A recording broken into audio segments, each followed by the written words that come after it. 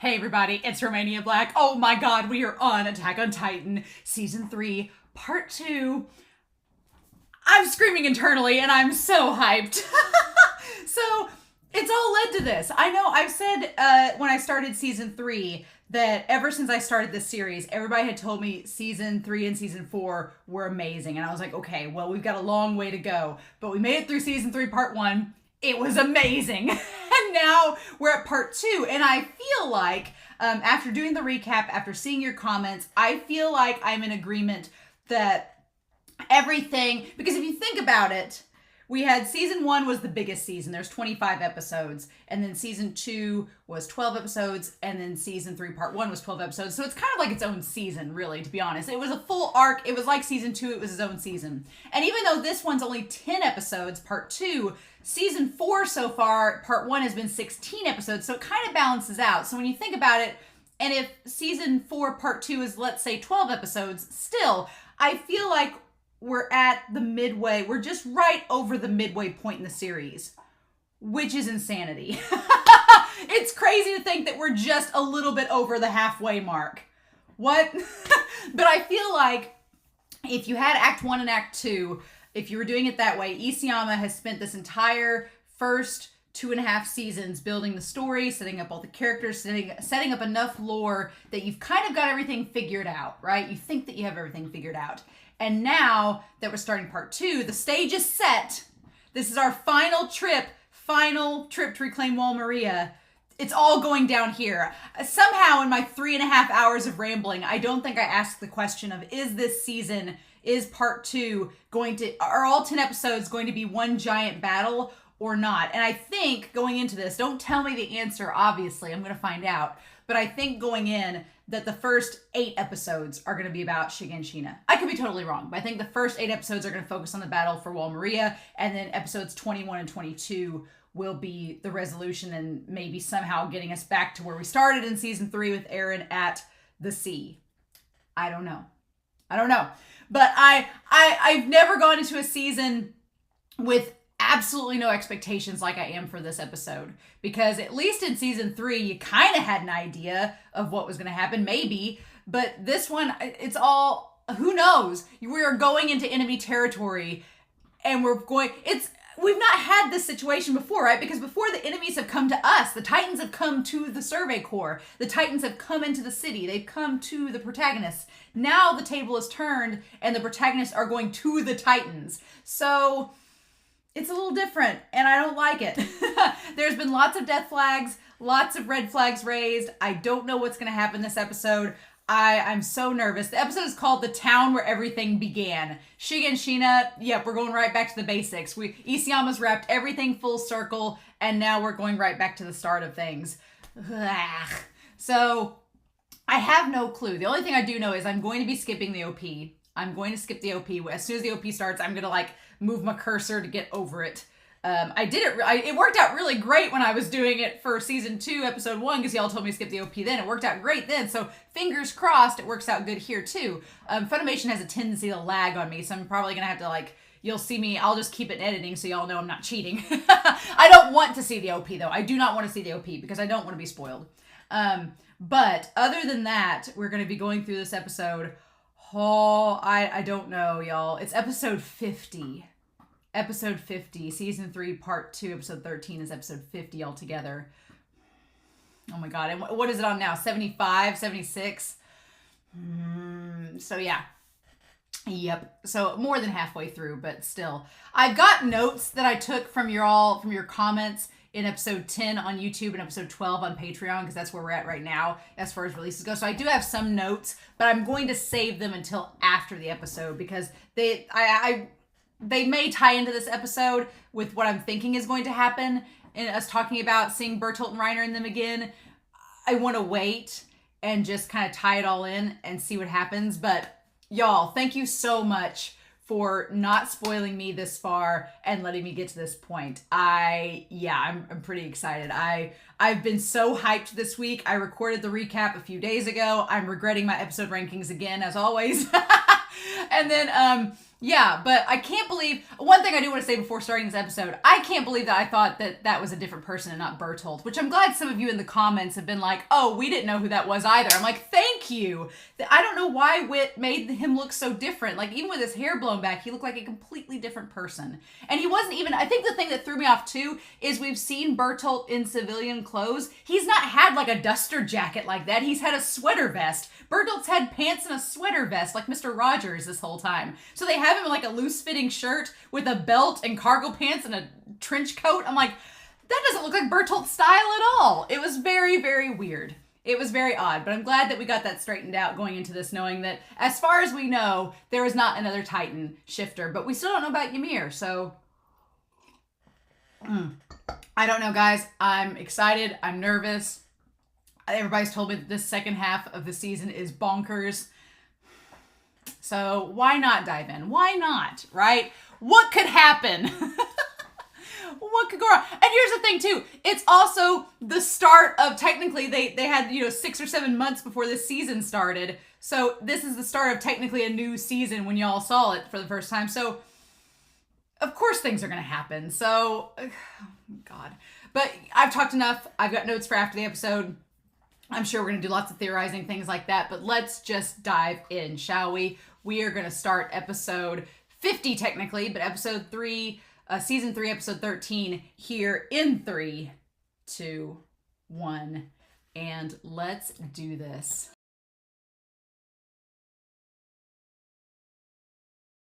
Oh no. Well, that episode set up everything. Everything that we need to know for this upcoming battle. Oh, buddy. Man, it felt like a horror movie for the longest part of this episode. It was just the anticipation and the tension and the setup of a horror movie. That's what this felt like. And yeah, there was a plan indeed on both sides. And the Beast Titan's pretty smart. Very smart. Because here's the thing. I don't think Reiner and Bertolt came up with most of this plan. Reiner and Bertolt are not on Armin level of strategizing. They're not on Irwin level of strategizing. Because as we've seen in season 2 and in season 1,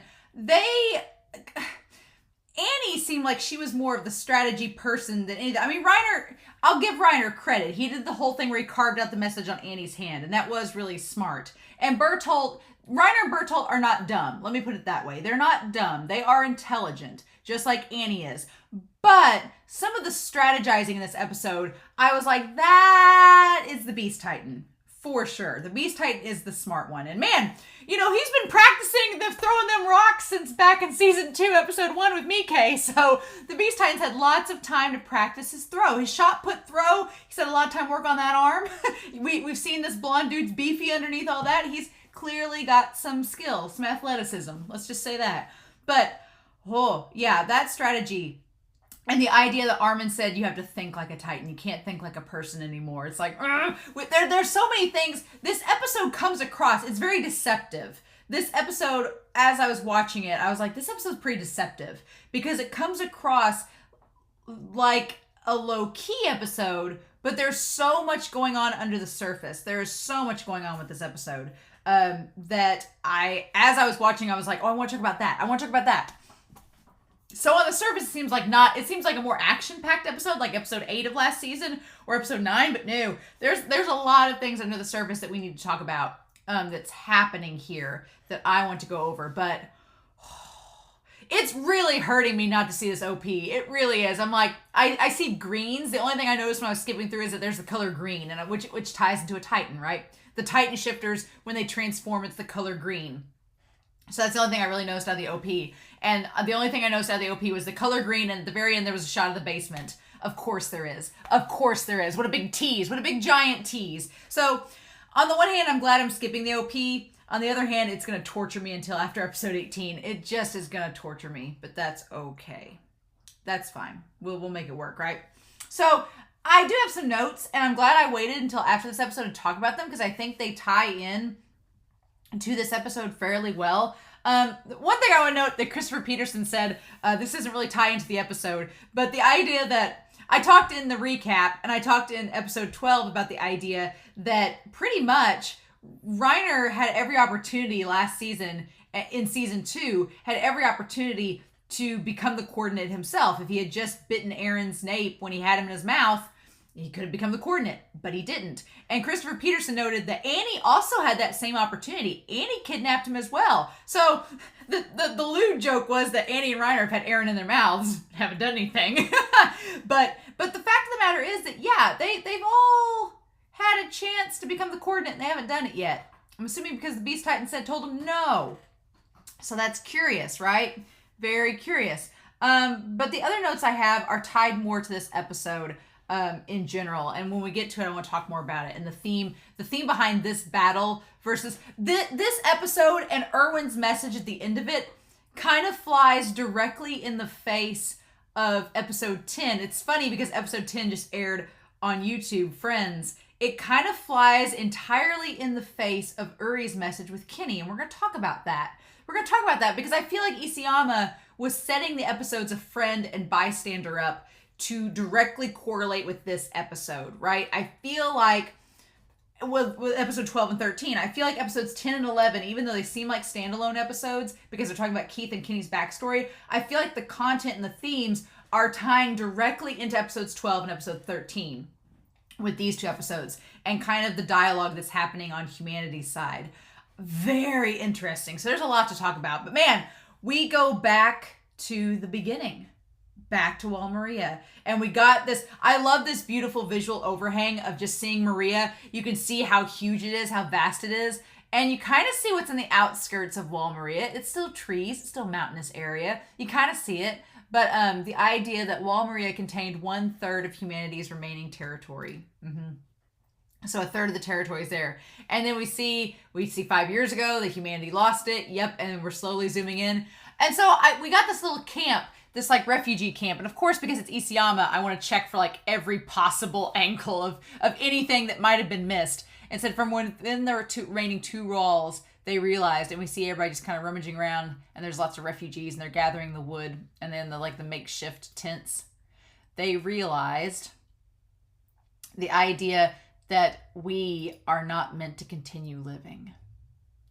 So there's a shot in here of a man holding a sign, and I'm guessing they're homeless. And it's a man. I wonder if there's any significance to him. This man holding this girl in his lap, and the girl stands out somehow. She has dark hair and like gray eyes. She looks like she stands out, even though I wouldn't put it past Isayama that we'll see this girl character again. I wouldn't put it past him to be like, oh, here's a random person. Now we'll see her again. So I don't know. That's why I was like, But the idea that we're not meant to continue living. So it's just this sense of hopelessness that they lost 1/3 of their land. They've been driven, cramped further into the bird cage. The idea that they're not meant to go on living because what's the point, right? They're being constantly hunted. They have no food, no land. Their homes were taken from them. Most of their families were taken.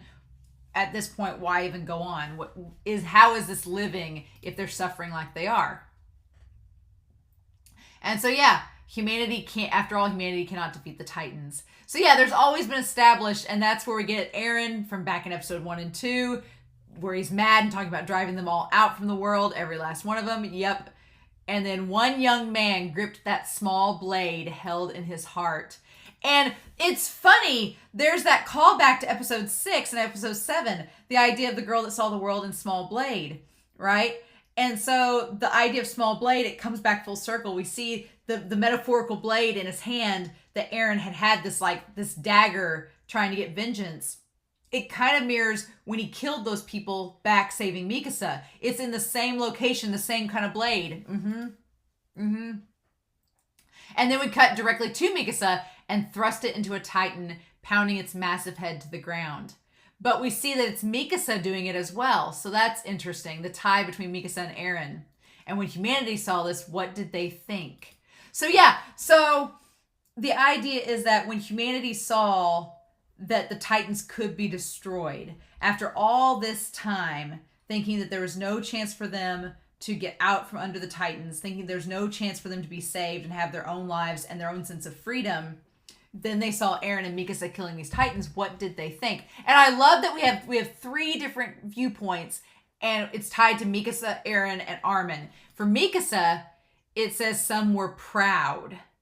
So Mikasa being proud of her ability and holding the knife the way she held it back then. So being proud of the ability to defend someone, to protect herself, to defend others. That makes sense for Mikasa's character a lot. And then it cuts to Armin. Some held hope. The idea when Armin was on top of that Titan, when he was on top of Eren, that's cutting back to him on top of Eren in episode 12. Some held on hope, being like, no, Eren, you... So Mikasa was proud that Eren could destroy the Titan. She was proud of him having the ability. Armin had hope, being like, okay, there's a way that humanity can still be saved. Makes sense for Armin's character. And then some cried out in anger. And it's Eren reaching out with his cut off arm, wanting things to be different.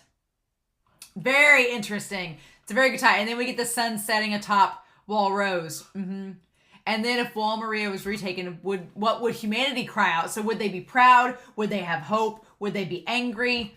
Would they finally start believing that humanity deserves to live? So if they retook Wall Maria and those people gained their lands back, would they get a sense of like freedom again? Would they get a sense of normalcy back again? And it's very true to many situations in real life with many people, whether they're refugees, whether they're, going through a pandemic, lots of things. The idea of returning to a sense of normalcy is very good. So yeah, hey buddy. So yeah, it's interesting, Armin's speech here. Very, very interesting. And I love that it's Armin giving the speech, of course, because Armin's our narrator. And it shows Irwin leading them to the mission. But then you have this sense of hopefulness.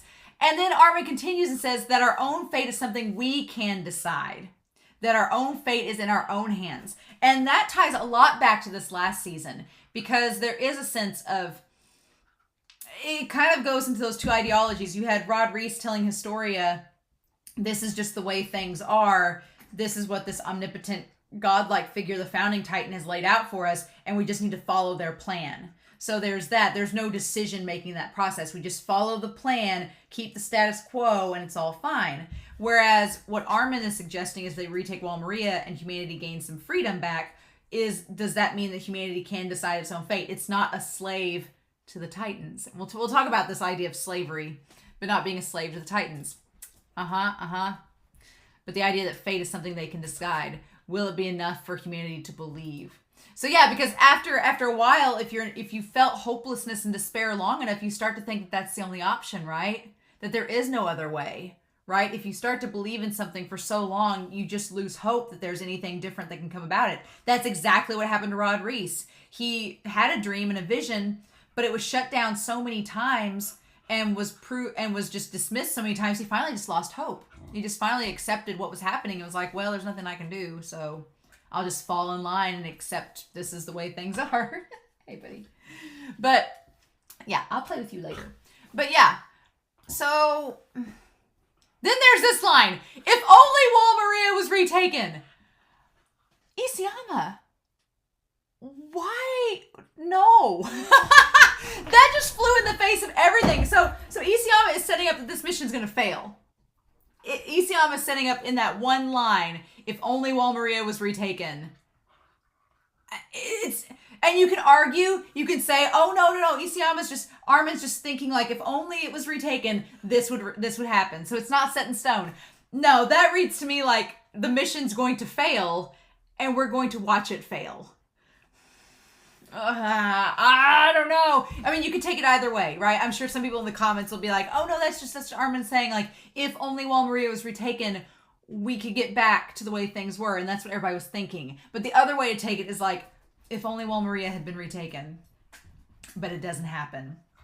As soon as I read that line, I kept thinking when it faded to black, I thought the OP was about to kick in. So I was going to get ready to skip over it. And then there was that line and it's like, aha. Well, crud. Oh no! And so yeah, so then the lanterns, the LED lanterns. Lanterns. Chairs 2.0. We've left chairs behind. Chairs is the old way. This is the new way. Lanterns, this is the way.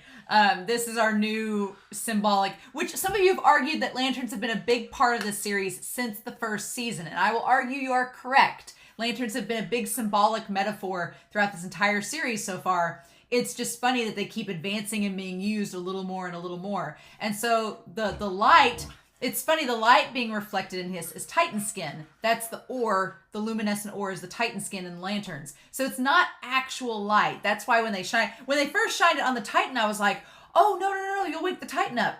It's not actual fire or light, right? It's not actually something by the sun or sunlight. It's fake. It's artificial. So that's why the Titan didn't move. Very curious. We're going to talk about that because Hanji brings up a really, really cool point. I'm going to skip over the OP, and we're on episode 50. Yay. Okay. Good deal. So yeah, episode 50, the town where everything began. All right. So I like that the first shot we get of this episode, the very first shot we get is Levi and his black horse.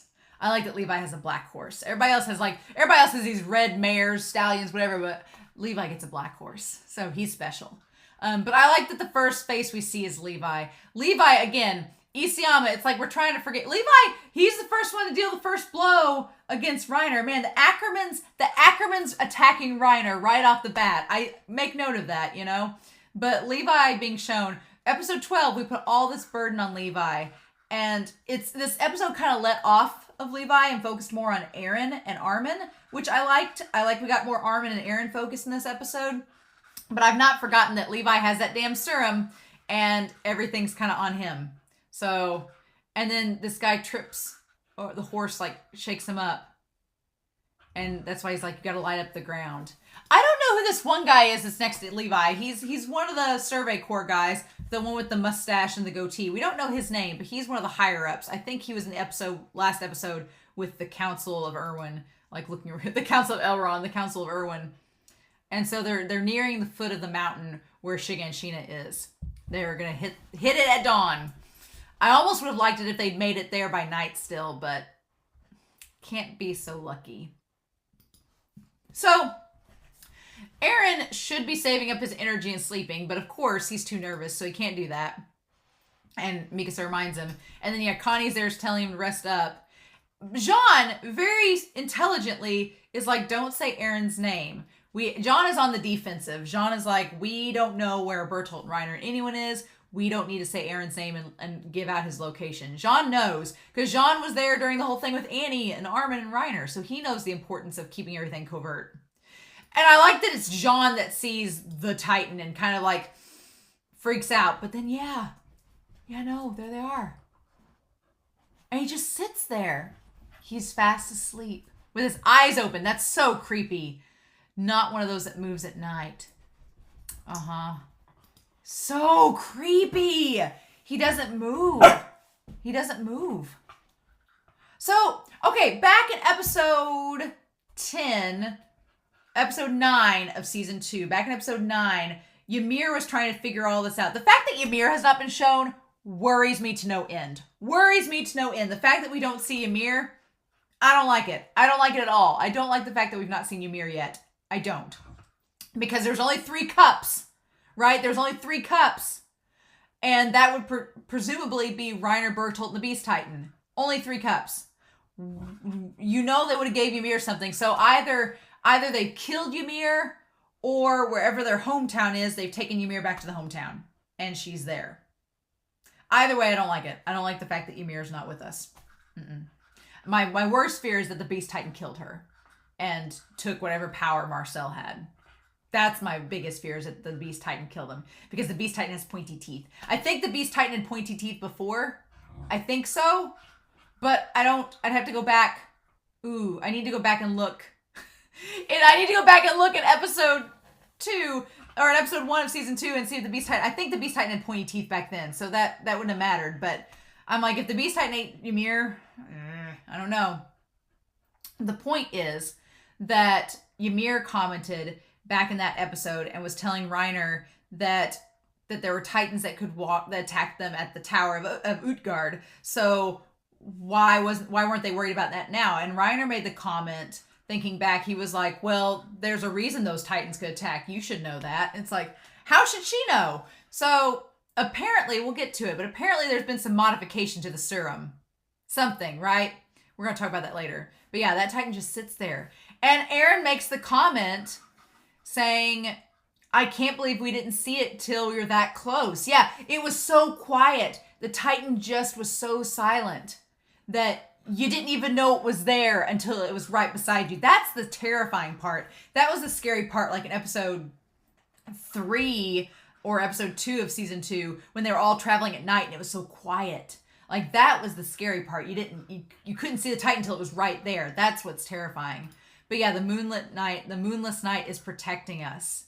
So Hanji brings up a really good point, and I didn't even think about it. And some of you, man, I'm glad y'all didn't spoil me on this, but some of you way back in season 2, I was debating what the deal was with the Titans from Utgard, why they were attacking. And some of you commented, you're like, well, it makes sense if you think about it. And I'm like, what? But it all makes sense now. Moonlight is reflected sunlight. So if the Titans had the moonlight on them, they could move around. That makes sense, right? But clearly, they've had Titans in their possession before. Hanji and them have had Sonny and Bean. They've had other Titans they've experimented on. And the other Titans they've had have shut down at night, even if there was moonlight. So Hanji is suggesting that this is a new type of Titan that uses that minuscule amount of light to move. So the Moonlight Titans. So they decided to travel during the new moon. They decided to travel when there wasn't a full moon or wasn't moonlight, so that there wouldn't be any risk of that. That was smart. Yeah, because then we get the scene back from season 2. There's no guarantee we won't have a repeat of before. For all we know, that Titan back there could have been one of the Moonlight Titans. I like that, Moonlight Titans. But yeah, that's fascinating. So if we're thinking about it, if we're theorizing here, then the idea is that my theory would be the Beast Titan's been experimenting with the serum. I think the Beast Titan has access to that serum because especially what happens at the end of this episode, I think the Beast Titan has access to the serum and has been modifying it. And so part of that modification is doing this whole Moonlight Titan thing. That's what I think. It makes sense. I mean, I hate the stereotype, but anytime a character has like the glasses in anime, they're either a doctor or a scientist or somebody smart. It's like the stereotype. I mean, if you think about Hanji is smart and they have glasses.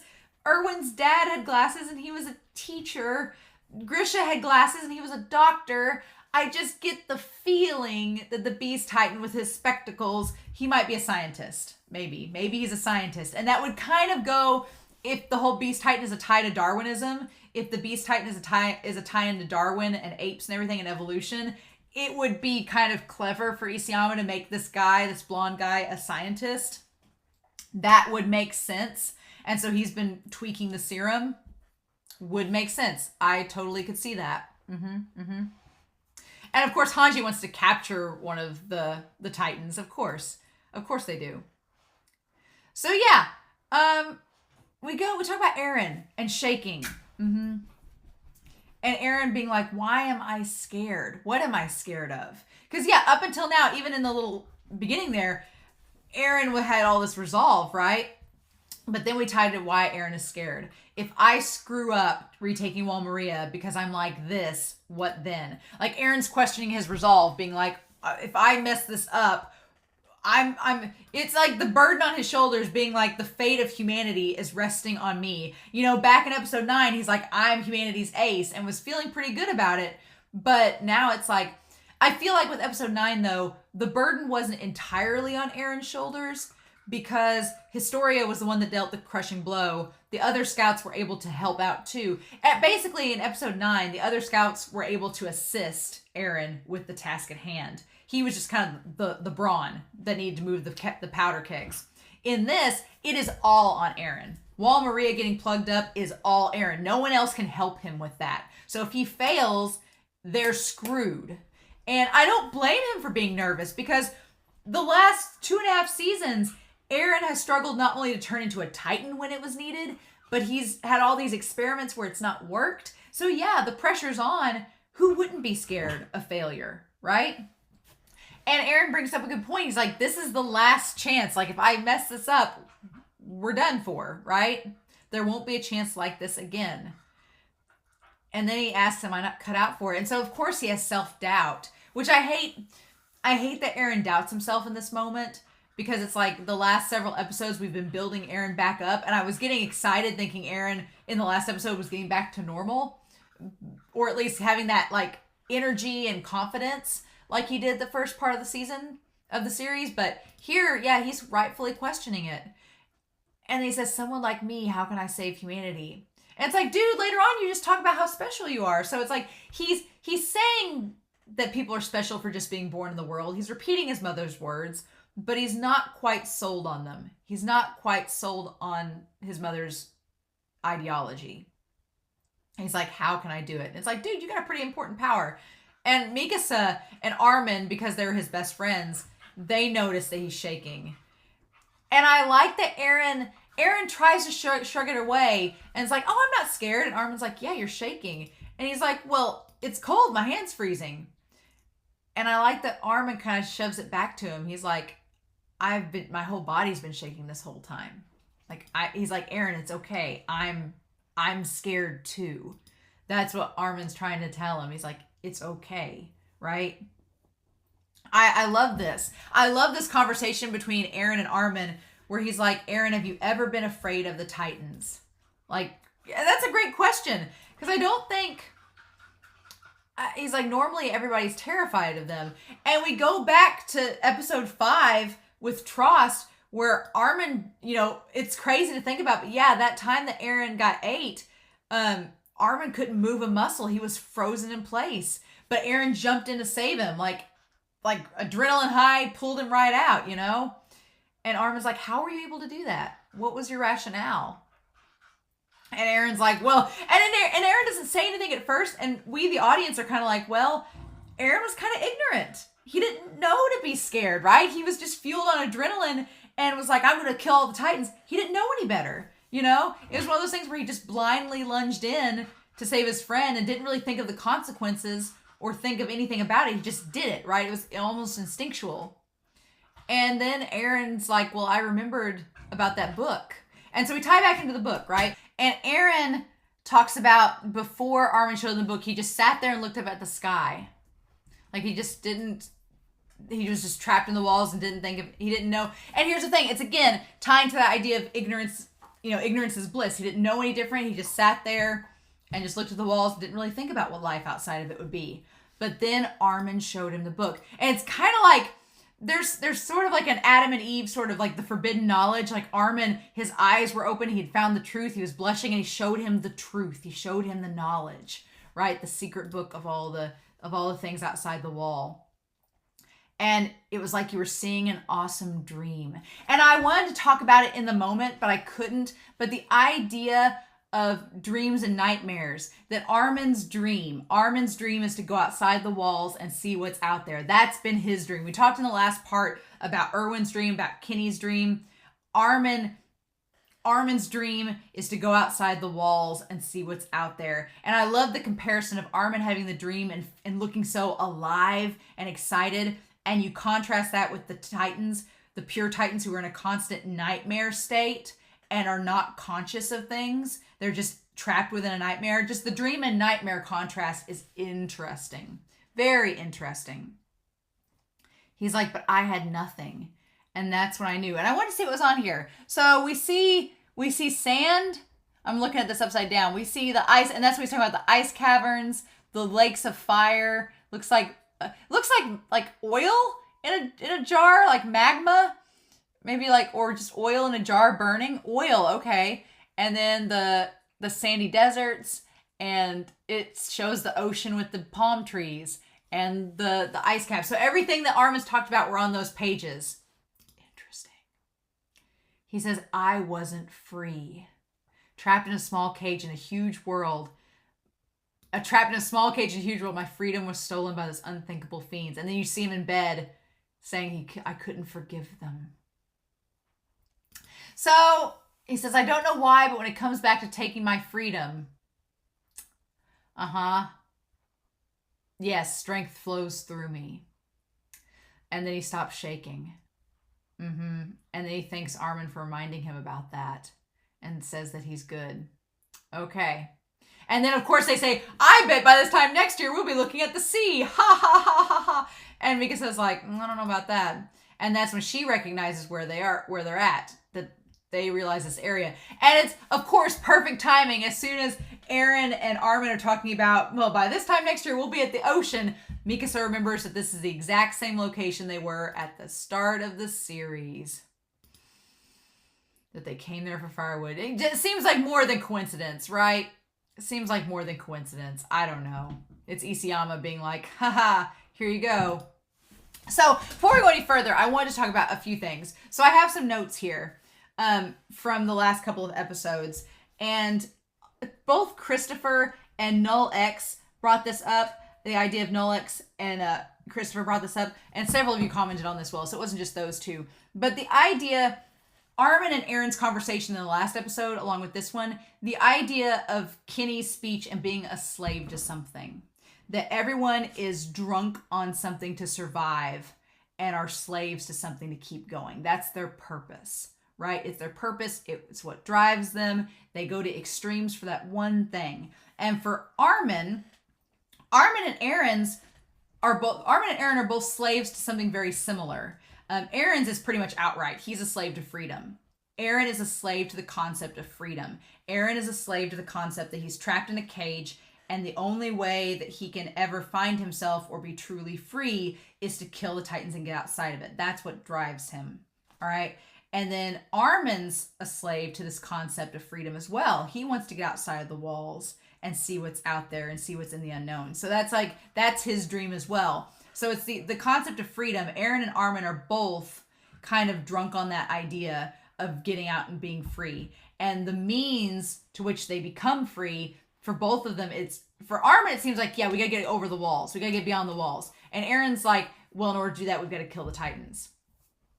So there's that. But as we've seen in episode 10, there is a limiting with that being a slave to something, you're limiting yourself as well. And Kenny kind of was the case in point to prove that. Kenny was a slave to power. He was drunk on the concept of becoming powerful, and he was a slave to that concept. And it perpetuated him into this cycle of violence where he thought the more people I kill and the higher up I work in the ladder, the more powerful I'm going to become.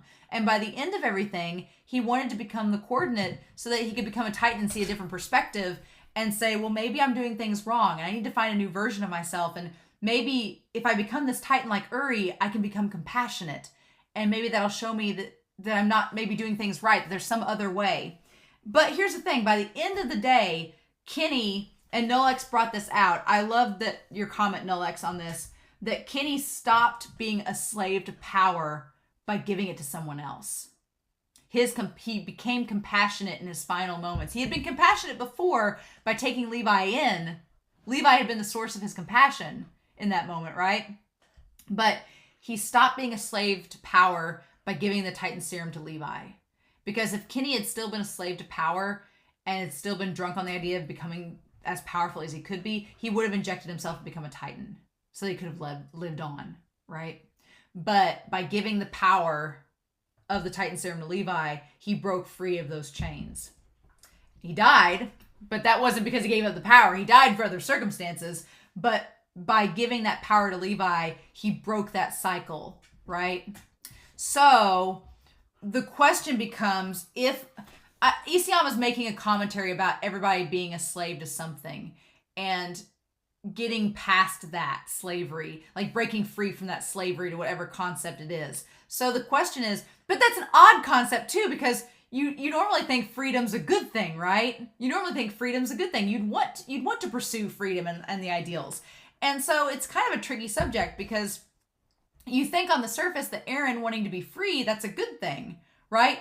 But Eren is so focused on only being free. Like he's a slave to it. It's kind of like Uri being a slave to creating paradise, right? I think Eren and Uri are very similar in those cases, because Uri, you think, oh, well, creating paradise, being a slave to that's not a bad thing. But because Uri was so dedicated to that one cause and couldn't see past it, he couldn't see the bad things he was doing to get that ideal started, to get that ideal put into place. He was murdering people and silencing people to create this paradise. So the violence was still there, right? And with Rod, it just kind of kept going. So with Eren, he's still, at the end of the day, he still wants to kill the Titans to gain that freedom. He thinks that to gain that freedom, he has to kill the Titans, and he's a slave to that concept that I can't become free unless I get over the walls. I can't become free unless I kill the Titans. I have to do this in order to become free. Like he's a slave to that concept. That's a really good point. And there's another comment by another YouTube commenter on here, and I don't want to get to it yet. I want to wait until the end of this to talk about it. But the last thing I'll say is that before we move on with this commentary, with this discussion, is that Friends and Bystander, going back and rewatching those 2 episodes back to back, because they're perfect episodes back to back. Friends and Bystander are perfect, but they kind of deal with 2 entirely different concepts. In Friends, it's implying being together. So like Kenny and Uri becoming friends, Kenny with the Kenny squad, Kenny joining forces with all these people and working with others. The concept of friends is bringing people together. Whereas with Bystander, it's the opposite. It's separating yourself and removing yourself and being alone. And so Keith and Kenny both went about their own ways, entirely different. Kenny by associating with others and building all these connections, and Keith by removing himself. He removed himself from the Survey Corps. He removed himself from Carla. He removed himself away from Grisha. He removed himself away from his duty and kind of resigned himself to being isolated with the cadets in this training role. So Keith, being a bystander, removes himself and sits on the sidelines by himself, whereas Kenny, by becoming friends, incorporates himself into these other groups and becomes part of other groups and joins them. So I don't know if Isayama is making a commentary with that, but it's just an interesting contrast between those 2 episodes that are back to back flashback side stories that are standalone stories that tie into the rest of the plot. Just a comment. It's just something there. May not mean anything at all. I just thought it was interesting. So yeah, I do have one more thing I want to comment, but I want to wait till the end of the episode. So yeah, they get to be really close to Shiganshina. They can hear the river, and they're back home. Finally, we're back. The first time since they fled like 4 months ago. Back to their hometown. So man, what a concept. Back to our hometown. It was funny. I commented in the reaction. I was like, man, it kind of ties the word hometown tying to Reiner and Bertolt, right? That they wanted to go back to their hometown. Again, we're getting lots of parallels. From this point on, there are lots of parallels throughout this of both the Titan side and the cadet and the Survey Corps side. And the first one is the idea of Bertolt and Reiner wanting to go back to their hometown. Armin, Eren, and Mikasa going back to their hometown. Same thing. But yeah, we get the river. We get all of that. It's great. And then they charge right in. I like the contrast too, just noticing this, that Irwin has a white horse. Levi has a black horse. Just going to comment on that little yin and yang thing. And then I love the shot of Hanji just jumping on top of the horse. Like, what an athlete. I love it. So yeah, this was a pretty good plan. Having the 2 gates to seal, the inner and the outer gate. So the first gate they run to is the one gate that is the first gate, I think they go to the outer gate first. We're going to find out. The outer gate being to plug up outside of Wall Maria, outside of Shiganshina, so more Titans can't come in. And then they'll plug up the inner gate and just destroy the Titans within, and that'll be our plan. Seems legit. So yeah, we have everybody going through Shiganshina. So 100 soldiers. So there's 100 soldiers with the Survey Corps on this mission. Okay. And they all have their hoods up so that they can't tell who they are. Except by the end of this, Mikasa doesn't have her cape. So she's going to be pretty noticeable. Which makes me worried a little bit about Mikasa because Reiner and Bertolt know how dangerous she is. But yeah, can you imagine just the idea of getting back to your hometown after 4 months and it's all been destroyed? It's all been destroyed and there's like the toys on the ground and the tree, like the foliage and everything has grown up around it. And then Eren gets nervous. He starts to get nervous again and then Levi snaps him out of it. He's like, we got to go to the outer gate. Okay. So the gate they seal up first is the outer one. So no Titans from outside of the Wall Kingdom are getting back in. And that's when Armin notices the remains of the fire. Oh, yeah. And the funny part is that they weren't hiding very far from that fire. They were inside the walls. They're here and they're close. Oh, man, Armin. Irwin is right. Armin is a very important asset to the Survey Corps. He really is. And I love that Irwin has so much faith in him. And Irwin's like, I love that Irwin kind of puts Armin in the leadership position. I love that. I love that Irwin has faith in him. He's like, no, you can do this. And he gives Armin a chance to prove himself. So yeah, Eren notices that their house is nearby. Yep, everything that was left behind. But Mikasa and them are like, we got to keep going. We can go back to where the basement is and stuff after we get everything over. It's so frustrating. It's so frustrating because the basement's right there. It's right there. All of our answers are right in front of them. And now the Beast Titan showed up and we gotta have a battle before we do any of that. Yep. And then Eren's like, I'm gonna take it all back. We'll see. So yeah, it is strange. Like this was all, but yeah, no Titans. No Titans being around is very strange. And we're gonna talk about that when we get to the Beast Titan. But I like that Hanji and Levi, everybody's on their guard. There's no Titans around.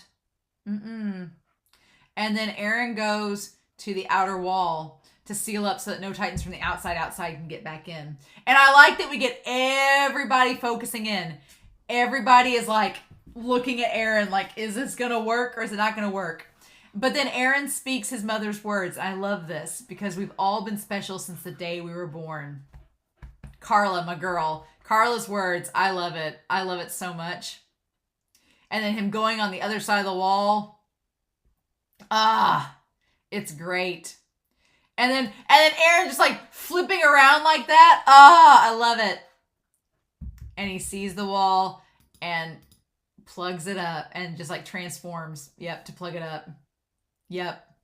And then inside the wall, we see through the holes, we see Bertolt and Reiner. So now Bertolt looks like he's in something different.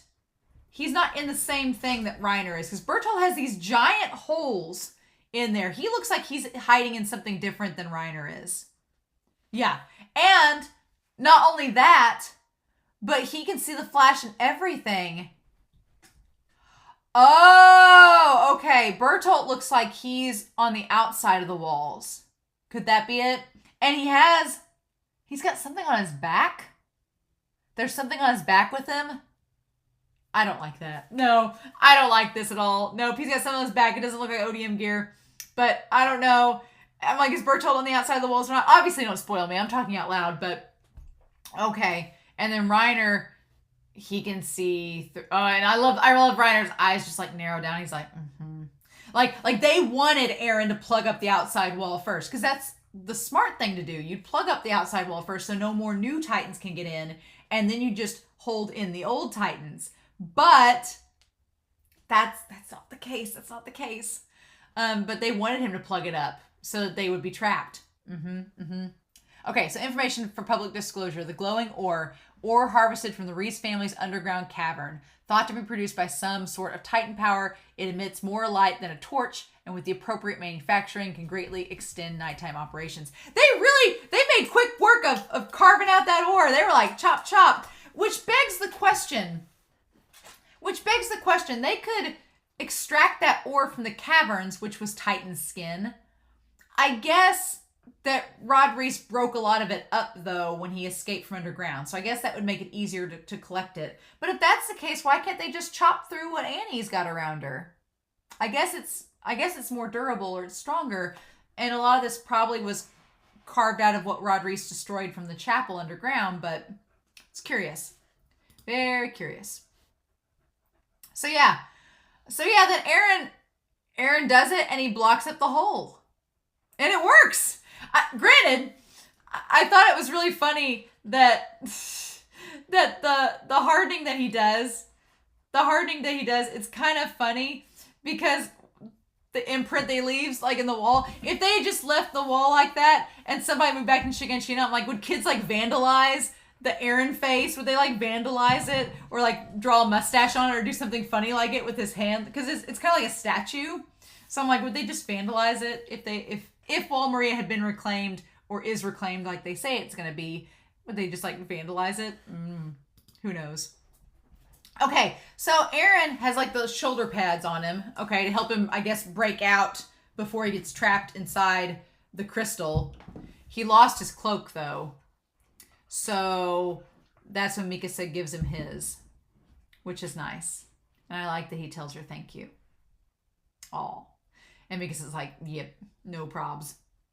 So yeah, the whole is, I guess, the funny part is, it's his butt. So yeah, again, if everything had gone smoothly, and maybe it will, who knows, the foreshadowing there in that one line makes it seem like it won't. Then I just picture like a bunch of kids on the street vandalizing Eren's like statue like this. That's just my thoughts. It's kind of funny. It's plugged all right. So everything goes great without a hitch, but it's all part of the plan, right? It's all part of the plan. So my question is, what were the Titan shifters waiting on? What was Reiner and Bertolt waiting on? Because Armin and them start looking around. I guess, were they waiting to just pop out while they were in the city looking for the basement? Were they going to trap them in the basement, I guess, maybe? That could be something. They were going to try to trap them inside the basement and then just like pluck them out or bury them or something, or cause a cave-in. That's the thing too. I wonder if Armin hadn't found, or if that one guy hadn't found Reiner, what was Bertolt and Reiner's plans of eventually popping out? Like, how is that going to work? That's what I'm not sure about. So we need to watch further. But yeah, I like that Eren's like, we did it. And Mikasa's like, yeah, believe in your power. Like, and it's so crazy to think that hole from back in episode 1 seemed like it was going to be there forever and there was nothing they could do about it. And then Eren just sealed it up. So it's crazy. Like, he managed to do it. But then Levi's like, not yet. Levi makes a pretty good point. He's like, no matter how you plug it, they're going to keep breaking through as long as they're alive. As long as Bertolt and Reiner exist, they're going to keep trying to break it. So we plugged it up now. We have a short Band-Aid on there, a short-term fix, but that's not going to be the end-all be-all. We've got to get rid of Bertolt and Reiner. So Levi is seeing the writings on the wall that this is just phase 1. Phase 2, eliminate all the enemies, part of Irwin's plans. Otherwise, it's not going to work. Operation Retake Wall Maria won't end until that. And then Eren's like, well, I know that. And it's like, And so, yeah. So I like that everybody's recognizing the tension in this episode of how odd this was, that there was no counterattack. There's no Titans around. It's just really creepy. Like, they were prepared. Yeah, the Beast Titan trapped them all in here. Like, this was all... And here's the problem. They have a limited amount of gas. I'm sure they packed gas with them. I'm sure that they have packed gas with them to be used, right? I'm sure that's the case. But they only have so much. And the Beast Titan probably knows that, because the Beast Titan took their ODM gear from Mike. So he's probably been studying it. He's a scientist, damn it! I'm convinced now. He's a scientist. If they've been tinkering with the serum and he took the ODM gear to study it, damn it, he's a scientist. I'm just going to call it now. The Beast Titan's a scientist. Okay. All right. That's my theory. The Beast Titan's a scientist. Goes with the Darwin theme. Goes with the Beast Titan theme. Okay.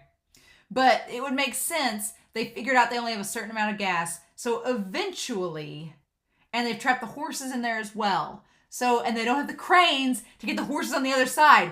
That's the thing too. They're stuck. They can't go anywhere unless they just hop on Eren as a Titan and he hops over the wall, but it's a 50-meter wall and he had to try to climb up it. They're stuck once they run out of gas. They are going to have a limited amount of gas to get by, and then once it's gone and they've used all up those resources, they're screwed. And those horses, if they're trapped inside as well, they can't get out. They're sitting ducks. This was the Beast Titan plan. The warrior crew had a really good plan. Oh, man.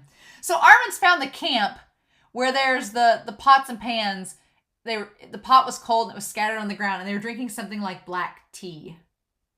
And he says that it smells good. What's the drink? So it's not familiar. He's not familiar with it.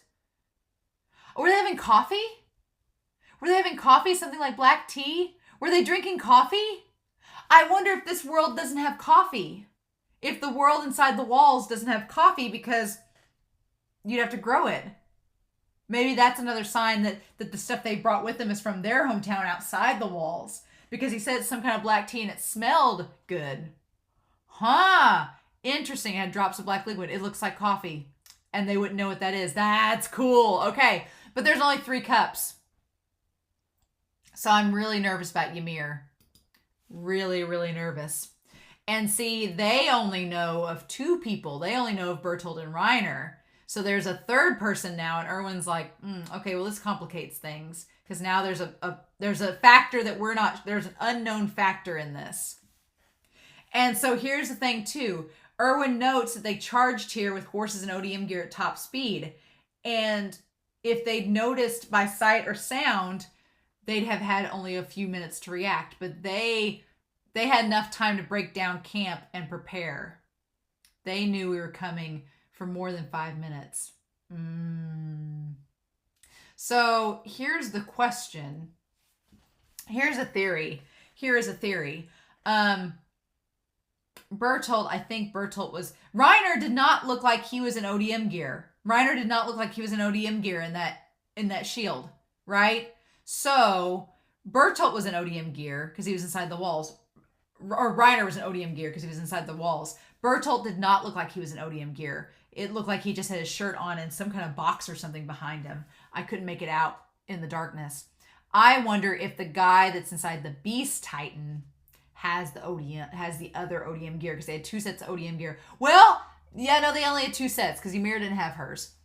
So my guess is that the person inside the Beast Titan took one of the ODM gears and they stalked the other people at night to watch them on the move. And then report back to know that they had time. I bet that's the case. I bet the Beast Titan took the other ODM gear set to go spy on them and came back to get all these other people, all the other pure Titans ready to go. We're going to talk about that because I'm curious. There must be a scout in addition to the 3 inside the walls. And so what do you say there? I'm going to go back to that. Yeah, there must be a scout in addition to 3 on the wall. Or there's not. There's just the 2 and the 3rd person was the scout. No, we have to assume there's many more enemies in hiding. So yeah, Armin, I like that Armin's got the bags under his eyes. He's starting to get worried and he's getting nervous and he's thinking about this. Armin's trying to plan out. Armin is going through all the strategies in his head of like, okay, what is the scenario? What is happening? What's going on? What are we doing? Like Armin is trying to go through any and all possible strategy, like in warp speed overdrive. And he's not wrong, any of them. And I like that Irwin is like a calming center for Armin. Irwin's like, no, right now locating the enemy is our priority. Like, cool down, kid. It's going to be fine. I like that Irwin's like that. He's like, Arlet. I like that he calls Armin by his last name. They're not familiar, you know. And he's like, with that brain of yours, you've saved us from disaster countless times. That, him recognizing Armin in that moment, like we've seen in the last season, part 1, we saw Levi and Hanji recognize Armin. Like, Levi was adamant that Armin be with Hanji, like putting these 2 good minds together to think of things. And we've not seen, I mentioned in the recap, I wanted to see more with Irwin and Armin. We're getting that, which I'm excited about.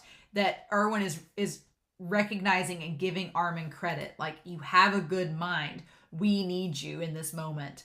I love it. And I love that Irwin's so freaking tall. Like, I think one of you, Algum, I think you said that he's like 6'3", and Bertolt's 6'4".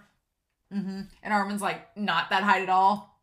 But I love this moment of Irwin gathering up all the Survey Corps members around them and giving Armin his own little mini squad, saying that you're going to obey his commands, continue the search, do whatever he says. And I love that all these people, there's some looking at Armin that are a little nervous, but then there's others looking at Armin that are scared, but then there's others that are like fierce and determined, like, nah, we're going to do this.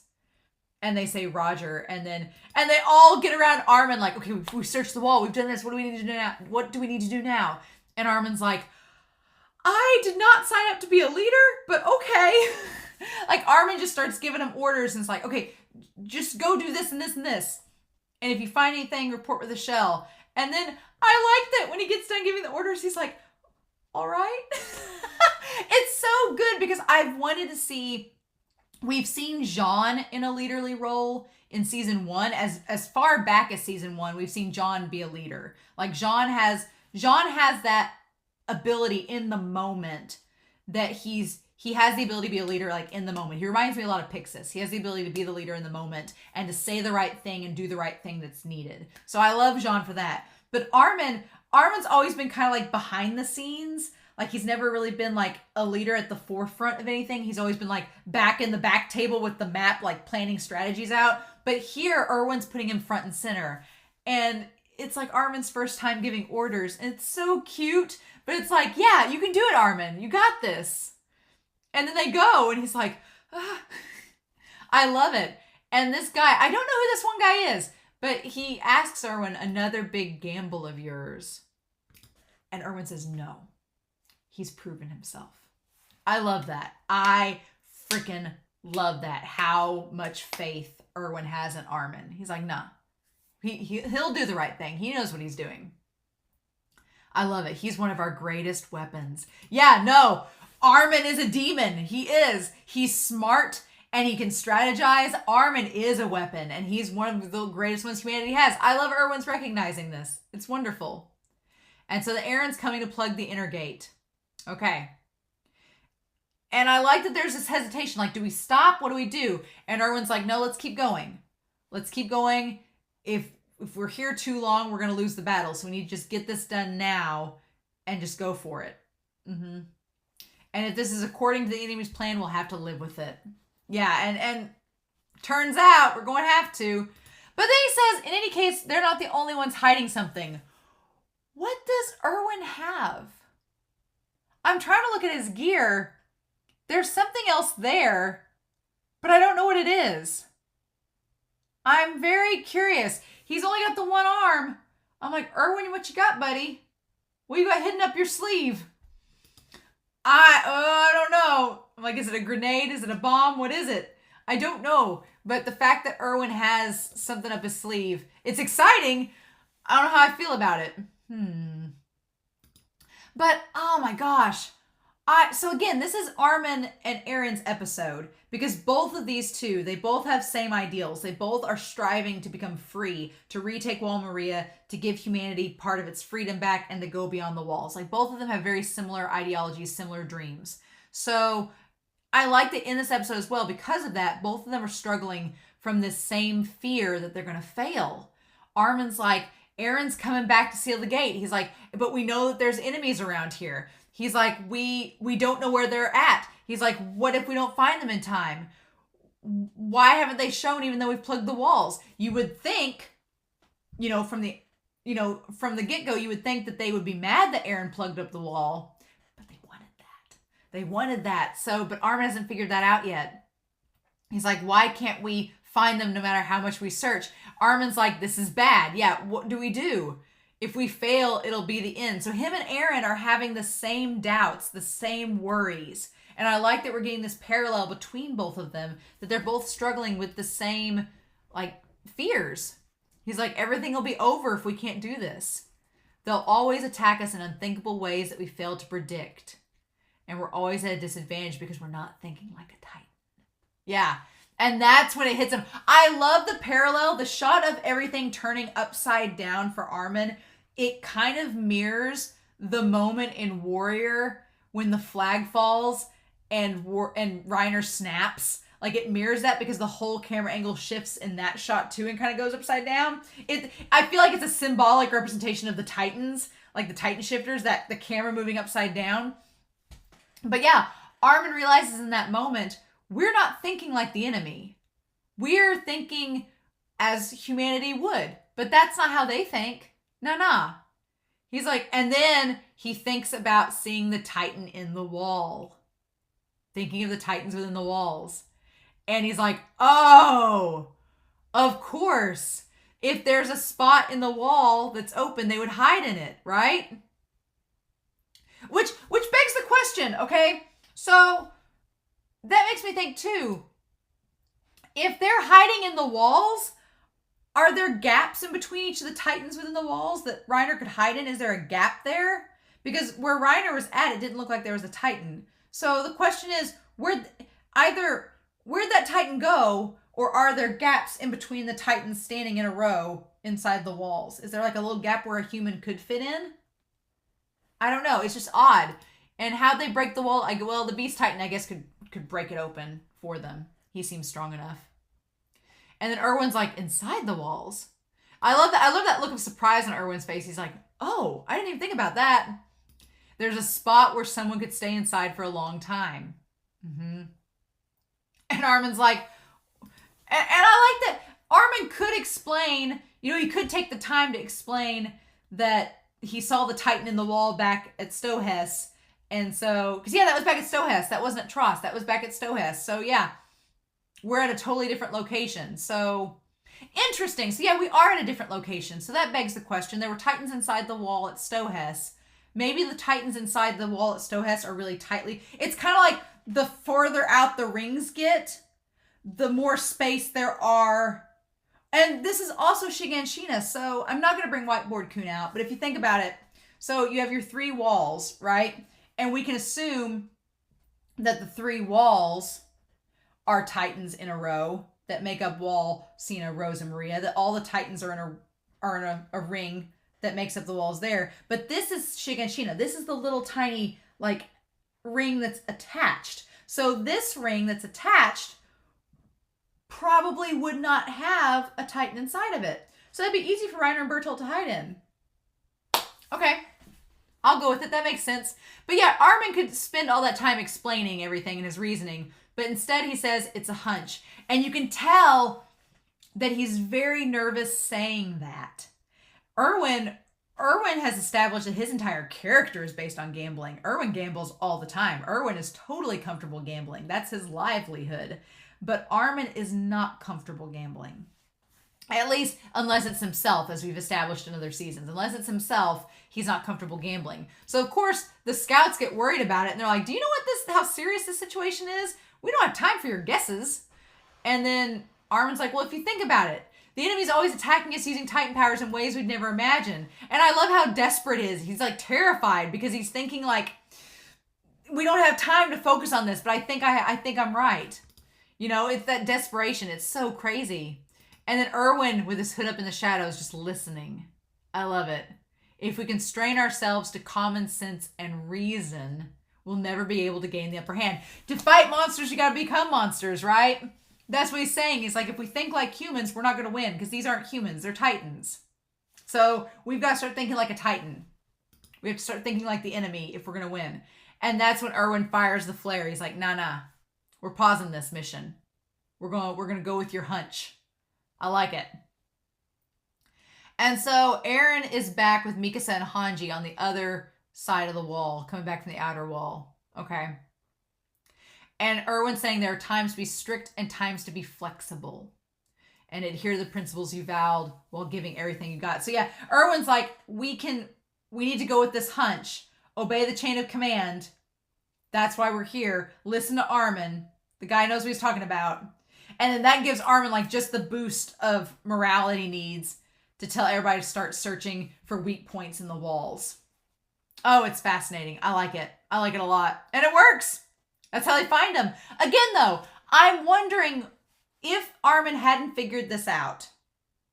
If he hadn't figured it out, then if he hadn't figured it out, then what would have happened, right? Would they eventually have just popped out and attacked them when they weren't expecting it? Or would they have waited until they got to the basement? What would have happened? That's what's curious. I'm assuming they were going to wait till Eren plugged up the second wall and then attacked them.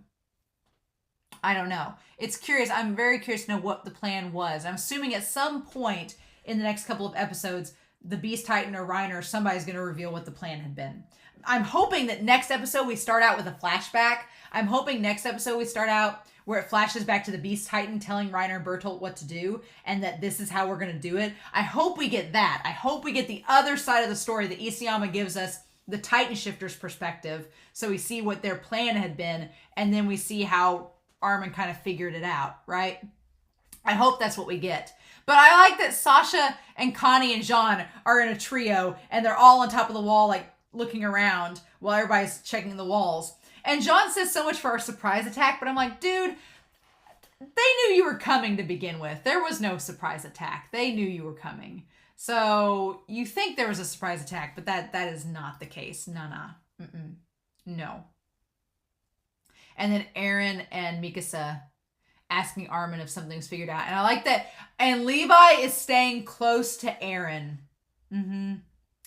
And what a coincidence that right where Levi's standing, that's where Reiner is. And Mikasa and Eren, what a coinky dink. That just happened to work out. Oh my gosh. And of course, Funimation froze right when I was in the moment of him. I kept thinking, Funimation froze right when Armin was looking at this part of the wall. And I was like, I thought that it was Armin that was going to find Bertolt or Reiner. I thought that like he was going to see a hole in the wall. And it was going to be like mirroring when Mikasa looked through Reiner's fingers and saw Bertolt. I thought it was going to be that. And Armin was going to stare like straight into Bertolt's face. That's what I thought. Because we've been setting up from the episode Charge, we've been setting up that Armin and Bertolt had that moment where Bertolt called him a demon and Armin tricked them talking about Annie. We set up, there's some animosity there. So I'm like, I don't know. I feel like there's going to be a confrontation between Armin and Bertolt. I just feel it. I feel like it's going to happen. Because clearly they're setting up Eren versus Reiner. Like they've done that since season 2. A position to be able to see everything. It has to be within the walls. That's a really good thing to note too. A position that you could see everything from within the walls. Yeah, if these are 50-meter Titans and they're inside the walls and there was a way for them to see through the walls or to see outside it, they would be able to see everything in the city. That's interesting. And a lot of you pointed out way back at the end of season 1 that it was interesting that the Titans are all facing inward. They're all facing inside the wall like they're watching from within. It's creepy. But I was like, why would that be? You would think you'd want the Titans to face outside the walls. If somebody had made the walls with the Titans wanting to keep other Titans out or to notify or to see Titans coming, you'd want them facing outside, but they're facing inside. So again, we don't know enough about the Titans inside the walls. I'm hoping we find out this season more. Don't spoil me, but I'm hoping we find out more with them. But if there's something to it. There's something important with that. If the enemy has no idea we know about the Titans within the wall, then they think we'll never see it coming. Or were they banking on you finding him? I don't know. But then yeah, that guy, there's a cavity here. And that's when, and so the wall had been dug out and Reiner, it was just a piece of wood. It was just a piece of plywood that he had. Like it wasn't, they had already carved out that point in the wall. It was just a piece of there. And he just stabs him. Stabs him with the sword. And Levi wasted no time. He's like, nah. Yeah, he kills that one guy. We're down to 99. But Levi's like, 99 problems and a bitch ain't one. That's what he's saying, Goes right after Reiner. Oh my. And man, Reiner can't catch a break, can he? Reiner can't catch a break. First, Mikasa takes the blade and stabs it through his arm and into his neck. And then Levi just goes right through the damn neck. Oh. And it doesn't kill him. He tries to decapitate him to get it to go through the nape, but it doesn't do it. And it broke off. The blade broke off. It's stuck in his neck, and the other blade's in his chest. And somehow Reiner is able to maintain consciousness. Like, man is a beast. And Levi gets pushed away. Damn it. And he's like, is that another Titan power? I couldn't finish him. Nah, I think that Reiner's he's that tough. But your options were you either bleed to death or turn into a Titan. So Reiner really did not have a choice. And it's kind of creepy because it's like it's like alien. It's coming from his stomach. Yeah, no, and it's from inside of him. I want to go back to that. Yeah, it's like that moment that he turns into a Titan. It's literally like bubbling up from inside of his chest. And that comes up from inside of him, that lightning. Man. And of course, Eren and Mikasa are like, yup, here we go. And then there's the Armor Titan again. Awesome.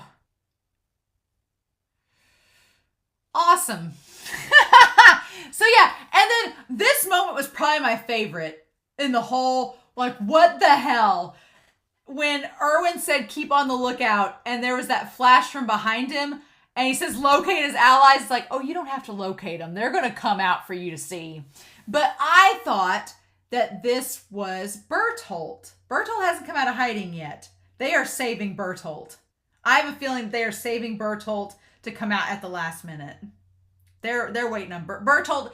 Bertolt is their ace up their sleeve because he's the colossal titan and he's huge. Bertolt is their ace. So they're going to wait and use Bertolt. I feel like Bertolt is like a last-ditch effort. So they're going to wait and use him last.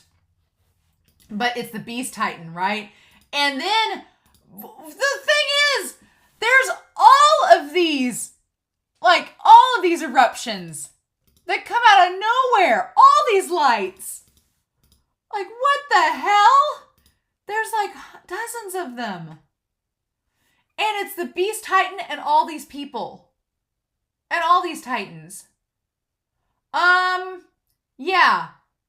And they're all like abnormals. They're all, something's not right. They're all weird looking. So the question is, because I'm willing to look, there's one that I couldn't pause it. And yeah, the Beast Titan practicing his shot put arm. Just like, good aim. He's been practicing since Mike. So, my question in all this is how? How did this happen? He throws the boulder, and for a second I thought that boulder was going to hit Irwin. For a second I'm like, it's going to hit Irwin and just like knock him out. But that's not what he was aiming for. No, he was not aiming for that. He was aiming directly for... Dude has some freaking good aim! Dude has some really good aim. And so we saw, I think that was Marlowe. Was it Marlowe? Yeah, that was Marlowe. Marlowe and the horse on the inside. Crap. Yeah. No, he didn't miss, and Irwin knows exactly what he was doing. He's like, he had good aim. He plugged the entrance and the horses can't pass. They're trapped. Yeah. They'll aim for the horses and surround us. They're trapping him in there. Yep. Holy crap. Okay, here's the weird thing. There is, with one of the pure titans that's just been popped up out of nowhere, okay, there he has like a wood gathering thing on his back. Like a thing to gather wood, right? So the question is how? How did the Beast Titan do this?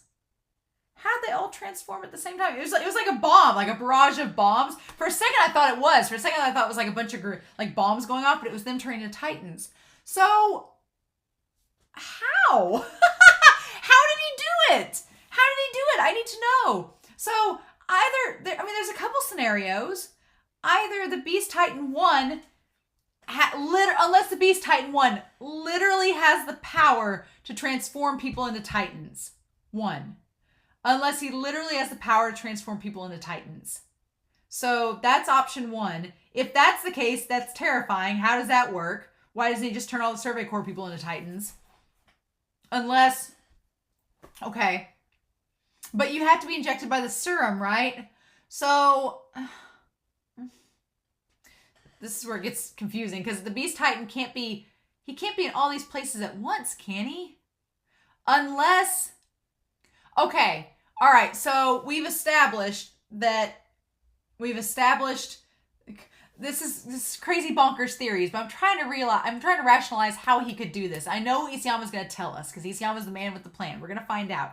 But all I can think of theory crafting time, all I can think about is either 1, he has an ability that can cause people to turn into titans, but that seems OP and ridiculous. So, and plus you have to, 1, have a cut, you have to have some self-inflicted harm, and you typically have to have the titan serum into your bloodstream. So the power to instantly turn people into titans seems like it's not possible. 2, option 2, it seems like he gathered all of these people up. Maybe they were all survivors from inside Shiganshina. They were all survivors, and he like gathered them up, and was like, okay, he's like, okay, I'm going to give you guys this serum and you're going to transform yourselves into Titans. Or I'm going to kill you. Like, he didn't give him a choice. I feel like whatever the case is with Connie's village is the case of this. Whatever he did to Connie's village to make them all turn into Titans is the same thing as this, right? So, did he give them all he could have gave them all the serum. You know, maybe he didn't have a bunch of syringes, but maybe he gave them all a vial of serum and was like, okay, I will kill you unless you cut your hand and pour this onto it. That's what I'm going to do. Unless you do that, then I'm going to kill you, and threatened them. And they were like, okay. And then that's what they did. But they all did it like in such a succinct line. Like, I'm imagining him in his ODM gear, the Beast Titan, just zipping by and just like punching people with the syringes as he goes. That seems ridiculous. And plus, they're all out in the open where there are no trees. So that's not likely. Also, oh my God, those Titans are all huge because I'm seeing the trees now in the image. And the Beast Titan and those Titans are all way bigger than the trees. They are way bigger than the trees. Oh no. Oh no, shit. They're all giant Titans. They're not colossal, but they're all giant Titans. They're all like 12 to 15 meter Titans. Yep, and Annihilate is here. Yep, okay. We're both hoping for the same thing. And that Irwin, so I don't know how the Beast Titan has transformed them. I don't understand how he's done that. I don't know. Somehow the Beast Titan has transformed them, but I don't know. I'm hoping, my hope is that next episode we get some answers as to how this went down. My hope is that next episode we get some answers as to how this went down. I need answers. Isayama, my dude. You've given us this first episode of season 3, part 2. I feel like this episode and episode 12 went back to back really well, where we set stuff. These both are setup episodes. It's setting everything up, and now the battle is beginning. I wondered about this in the recap, if we were going to have the first episode 13, was going to be like the setting up of the battle, and then we're going to have the battle, and the last 2 episodes are going to be the resolution. I'm thinking that's going to be the case. But I need to know how he turned all those people into Titans all at once, like in a line. Other than just... I need to know, right? So I'm sure we'll find out, but that's interesting. But him and Irwin have the exact same ideas they're hoping for. They're like, we're going to settle this once and for all. And it's going back to Warrior. It's going back to what Reiner said on top of the wall. We're going to settle this once and for all, right here, right now. Except back then it wasn't the right time. Here it is. We're back at Shiganshina. Irwin's like, from Irwin's perspective, he thinks that the Titans and all of them have the same wavelength. They're all here to settle this right here and right now. That's Irwin's theory, right? And I love that he just draws out the sword with one hand. Humanity or Titans? And here's the rub of it, right? Irwin says humanity or Titans, and it cuts the Beast Titan, looking freaking cheeky as hell, looking like he's having the time of his life. He's just having a great grand old time. Again, the Beast Titan has the pointy teeth. I'm going to go back, guys, while I have you all here. While I have you all here and we're all watching the same show and we're all here having the same discussion, I want to go back to season 1, or season 2 rather, episode 1 of season 2, to the Beast Titan. I want to go back and look at his mouth when he's talking to Mike. Because he looks so simple there, right? Ugh. And let me see. No, his teeth were pointy back then. He had the yellow eyes, but his teeth were pointy. Ugh. Okay. Well, that's lovely. Great. So yeah, I know his teeth were pointy even back then. So there's that. So that part didn't change. Good to know. Good to know. So maybe he didn't eat Ymir. Maybe he's not ate Ymir. I still don't like that. No. I don't like that at all. I wonder if Marcel's Titan was kind of like the Beast Titan, because it had pointy teeth and claws. And Ymir looks the same in Titan form, except she now has pointy teeth and claws. So I wonder if Marcel was like a Beast Titan, kind of like this one. And his ability is just kind of like passed on to her. That would be cool. That'd be interesting. So yeah, I feel like this season is setting up the Beast Titan versus Irwin, right? We're setting up Eren versus Reiner, because here's the thing. It goes from Irwin saying humanity or Titans, and there's Irwin, and it completely cuts to the Beast Titan, and then it says which side will live, which side will perish. So we're getting this duality, and then it cuts to Reiner, and it cuts to Eren, right? Yeah. And that's our...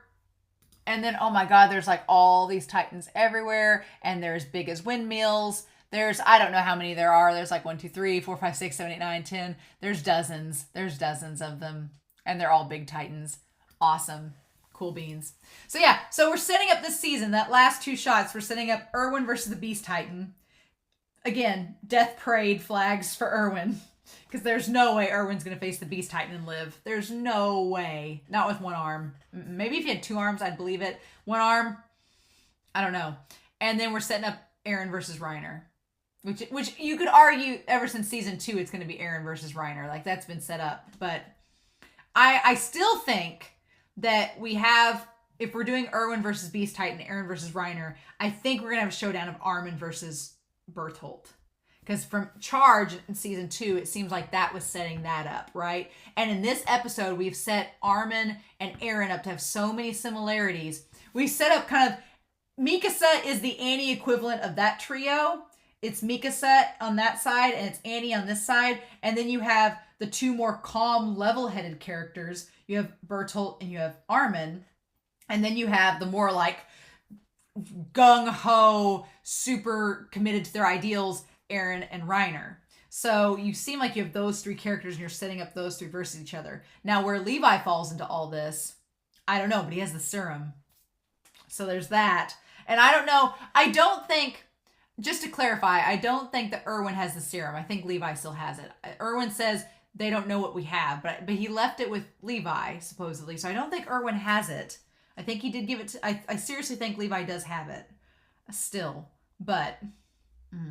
So this idea of having Titans versus humanity, 1 will live, 1 will perish. What's going to happen? Okay. I wanted to bring up this quote.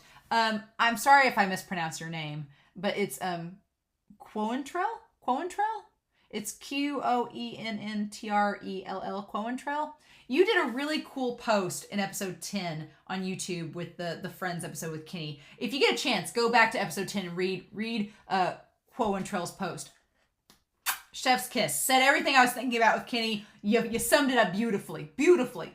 But there's a paragraph that this user says, and I want to read this because I wholeheartedly agree, and I think this is getting to the heart of the matter, which the last part with Irwin kind of flies totally in the face of, right?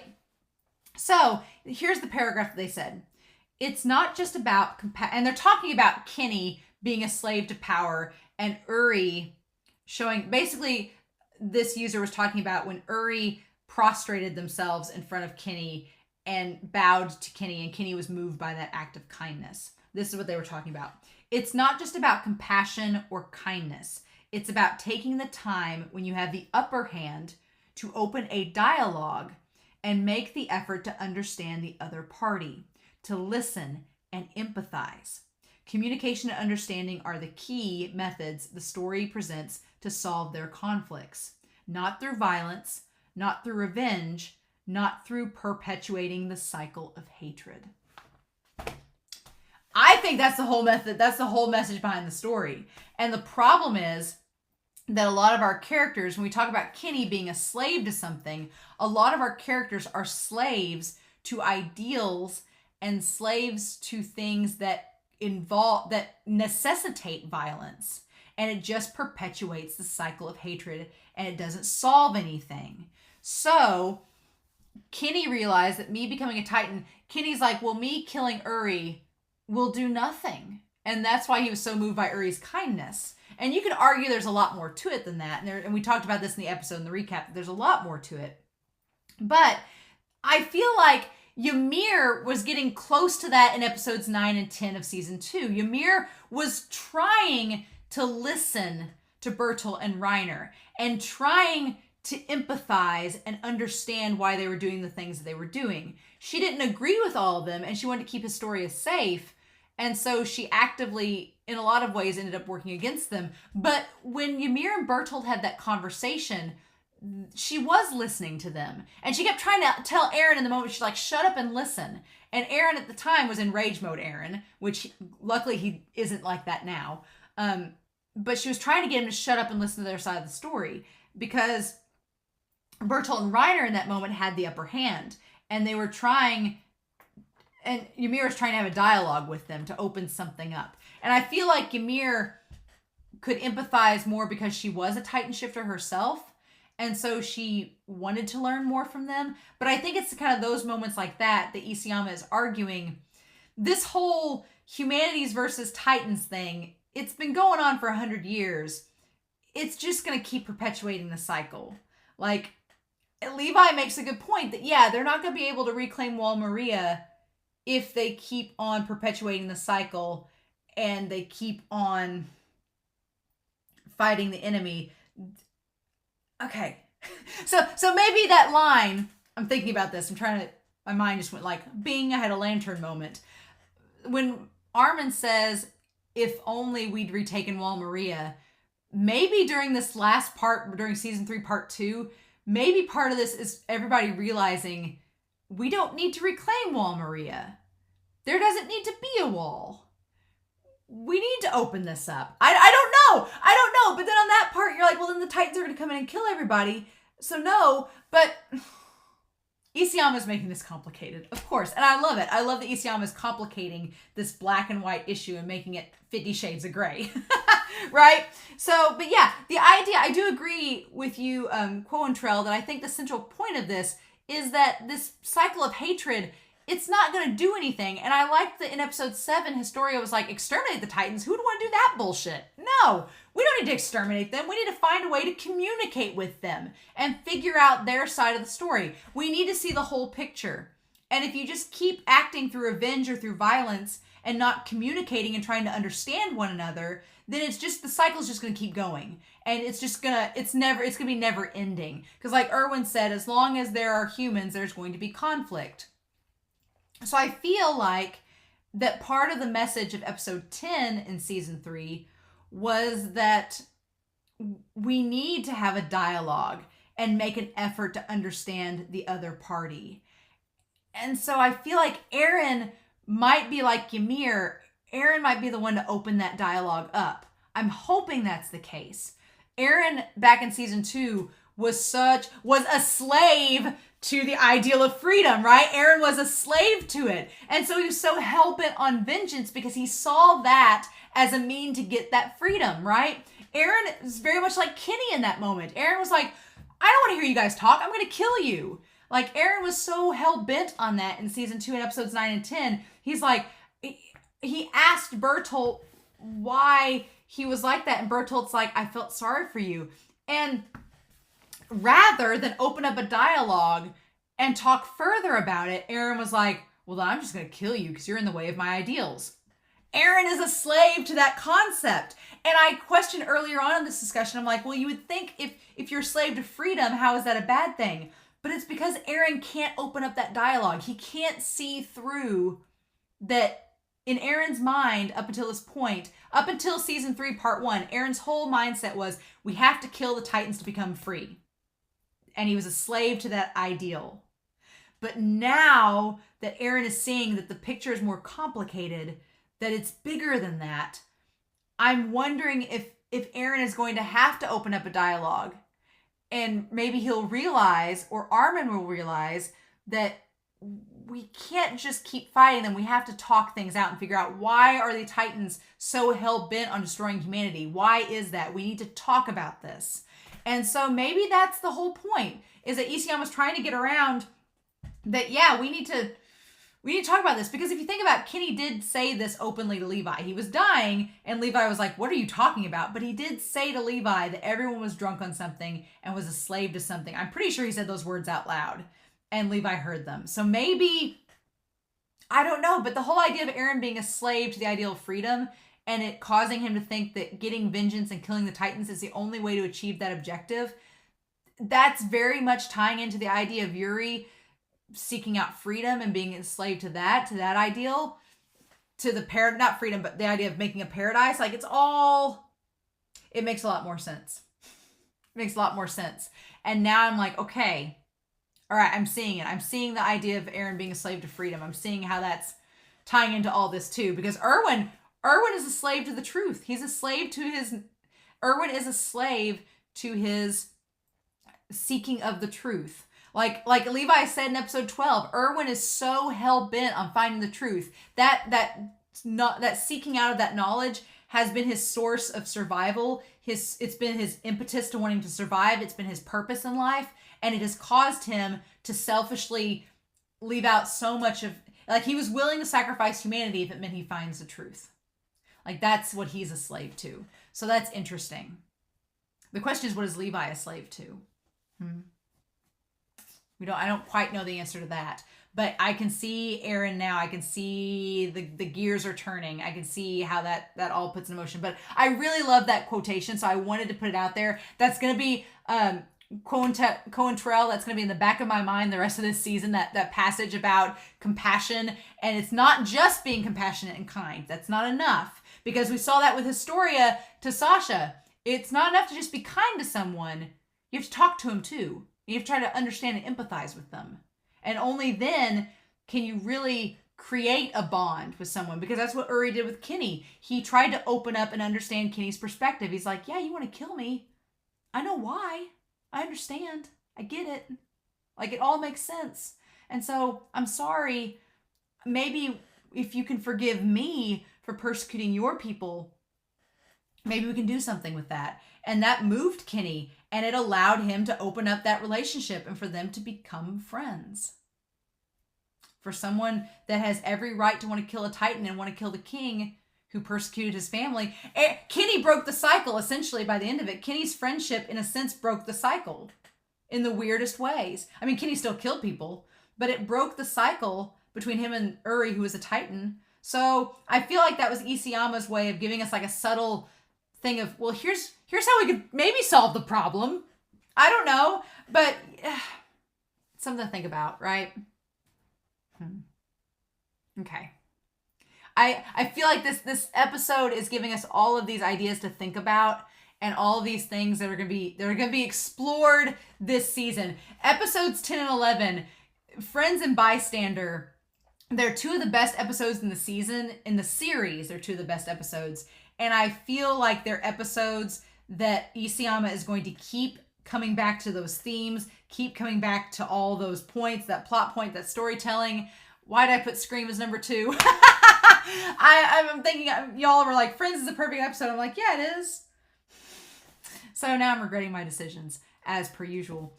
But yeah, I feel like the themes talked about in those 2 episodes are going to keep coming back in the second part. And that whole last spiel by Irwin is just setting up that mentality that's going to be challenged in these episodes. And I'm pretty excited about it. So I guess we'll see, right? The ED is really low key. So the ED is kind of like a reflection of the OP from part 1, which is kind of cool.